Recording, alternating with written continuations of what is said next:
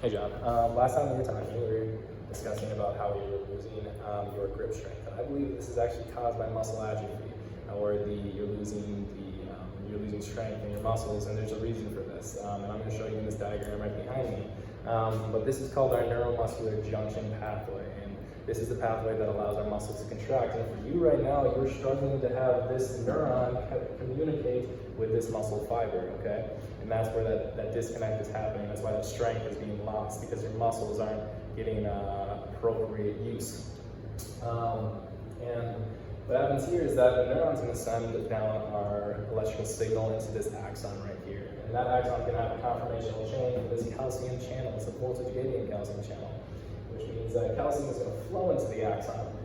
It's going to allow these snare proteins to actually pull these vesicles full of acetylcholine down to the surface of our presynaptic cell, allowing it to exocytose into the synaptic cleft. Now, this is our end plate. On our end plate, we have a ton of nicotinic acetylcholine receptors.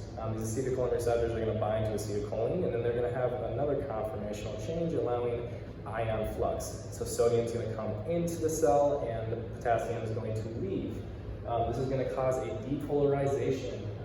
This depolarization is going to allow an action potential to occur, which means that this action potential is going to fall below here. It's going to go down our T-tubule, and it's going to connect these two pathways, these two channels right here, allowing calcium to leave. And if you remember actually our high school biology days, right?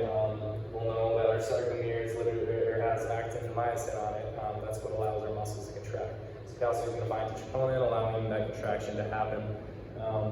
And then we can utilize this guy right here, because we don't want contraction to happen forever. So acetylcholine esterase is actually going to kill off our acetylcholine. It's going to break it down, and it's going to stop that action potential. And by doing that, that means that we're going to want to regain our calcium and put it back into the sarcoplasmic reticulum, or this little holding area we have for our calcium. And so we're going to do that by utilizing the change of ADP back into ATP, meaning that we're going to allow calcium to flow back in through this circuit pump, cutting off our contraction completely.